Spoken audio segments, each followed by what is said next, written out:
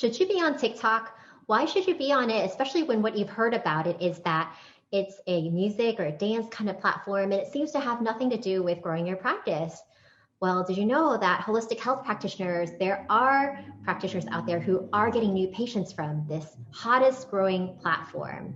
So this is Chen Yen, your 6 and 7 figure practice makeover mentor at introvertedvisionary.com, where we help introverted visionary holistic health practitioners grow to 6 and 7 figure practices that are fulfilling for them the introverted way.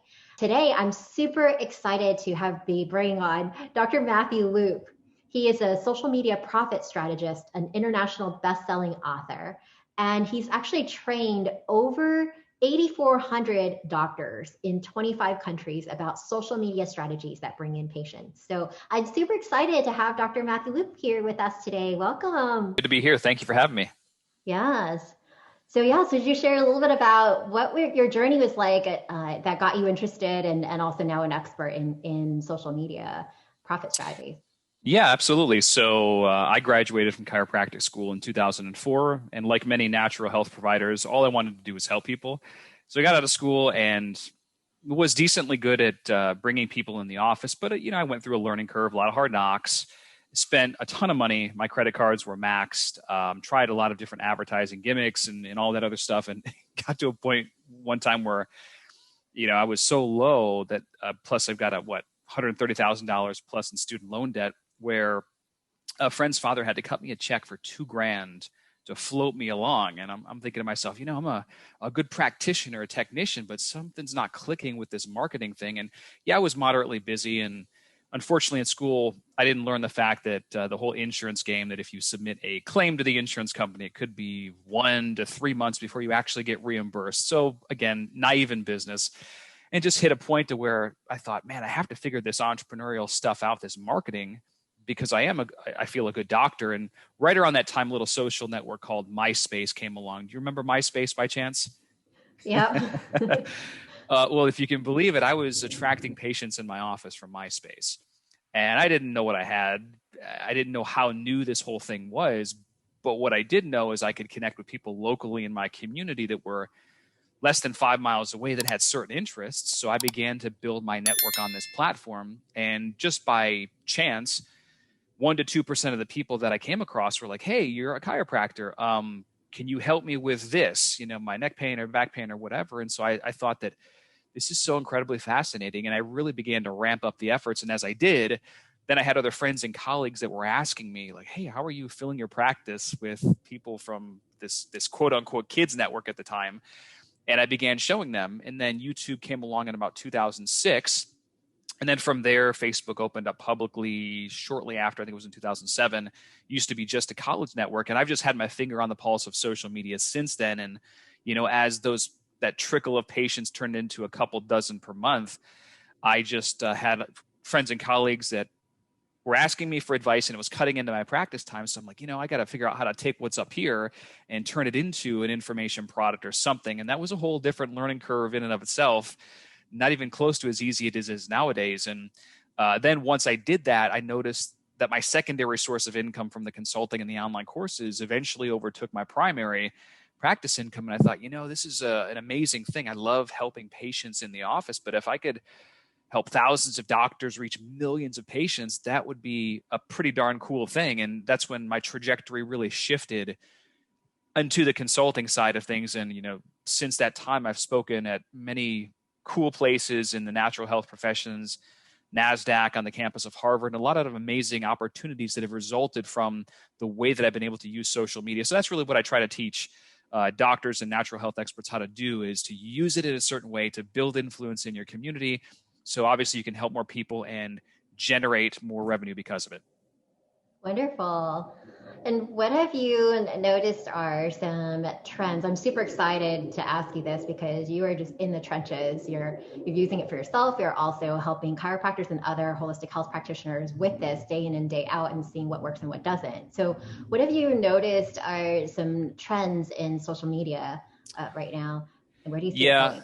Yeah, absolutely. Well, one thing is that unfortunately, the censorship is going to continue to worsen. And this is a lot in the natural health space. Listen, a major medical journal could release an article tomorrow and you could publish something about it. And unfortunately, the adoption and the time it gets accepted by the mainstream is a whole different other angle. And as we know, social networks and some news websites have their own agendas. And I've seen this in a lot of the natural health space where perfectly healthy accounts all of a sudden get flagged for supposedly stating stuff that is not according to Facebook's guidelines, or they get fact checked in a certain way. I don't see that improving, quite honestly. So we do have to really navigate around these things with Facebook's guidelines. If you're talking about Facebook or Instagram or TikTok or what have you, it is something important to be aware of. The second thing too is that you always want to build a list off of social media. So in terms of trends, trying to have been conveyed to doctors and entrepreneurs for many, many years that you just can't rely on Google or Facebook and have all your eggs in one basket, because we don't know when they're going to change the terms of service. So it will be even much more important moving forward this year to build a list of your own that Facebook, Google, Instagram, that they can take away. So that's really, really key. Brands and small businesses are slashing their ad spends, which is actually good for a lot of us that utilize advertising regularly, because there's never been as much inventory as there is out now. And in times like this, in times of crisis, there's always opportunity. So while everyone's slashing and cutting back, you should be doubling and tripling down on your best content to be a leader in the market so people know, like, and trust you. Because as things swing back around, and we're seeing kind of that uptick right now, people are getting back outside, they're consuming more and more, and that's only going to benefit you. So zig while everyone else is zagging, and make sure that you still have a healthy ad spend moving forward. One channel is no longer good enough. Obviously, you might have a strong presence on Facebook, which is really important still this year in 2021, and also Instagram. But again, we don't know what's going to happen in the future. So it's great to position yourself on a network like TikTok or some other channel so you can capitalize on the windfall of traffic that will be there, and in this, I would say, early adopter phase. So how would you decide what platform to spend the most time on? Well, that's going to be according to your goals and your own way that you like to do business, essentially. So, for example, if you're really committed to networking with other health professionals, well, you could say LinkedIn is the professional network where a lot of people hang out that don't really want a lot of the political whining and nonsense of Facebook, kind of like Instagram in a sense there, but you know that you're going to be in front of business professionals most of the time seeing your message. So maybe you might want to spend a little bit more time on there. Now, conversely, if you're looking to maybe attract more patients in your office that not necessarily are business owners, but are just from the general public, well, just from my experience, Facebook is still a lot where your bread and butter is, because they've got over 2 billion people on the network still. And yeah, there have been hiccups along the way, distrust and scandals and whatnot, but a large part of your market is still there. And from what I'm seeing with a lot of my clients, that is still going to be a very powerful source of new patient generation for, likely years to come, unless something tremendous happens or the FTC breaks them up. We don't know what the future holds. And then also, you got to look at Instagram, because many people from Facebook have flocked over to Instagram because they don't want the political whining and nonsense over there. So there's just more clean, aesthetically appealing images typically over there. So again, this is really a personal choice, but you have to figure out where your core base might be. I mean, if you're in California, for instance, I've seen in many pockets in California where the Instagram use and adoption is just crazy high. More like clients out there might attract more patients from Instagram than they do from Facebook with the same ad campaigns. So it's important to split test, but dig your roots deep in one platform for sure. I think for most of you watching right now, it will likely be Facebook still, though. And then, so then comes the question, so what about this TikTok thing? Should I even be on TikTok? Should practitioners be on TikTok? They should. I know there's been a lot of news this last year about it, but there's a lot of American investment now in this platform. And if you actually look at what's happening, I don't watch the Grammy Awards, but I know that they were even live streaming, I believe, certain parts of that concert on there. All the major record labels are signed or have signed TikTok. They've worked out deals, so they've licensed their music that way.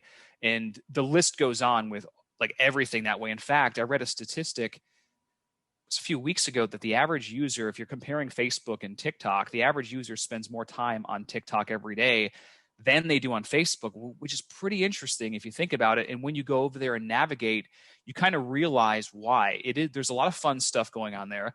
Not everything is singing and dancing, though. That's what they initially became famous for. So if you as a practitioner don't think you have to sing and dance, because you don't. Because the whole other side of TikTok is more instructional based content, 15 to 60-second shorts, and the video watch rates are much, much higher because they know they're only going to have to watch 60 seconds. And I'm seeing, just from an engagement perspective, likes, shares, and comments and all that stuff, it's dramatically higher. I've promoted videos on Facebook where we'll have 1 million video views, or just a large amount. And then I look at the engagement on some of these pieces of content, and I know, based on my experience, it doesn't really make sense.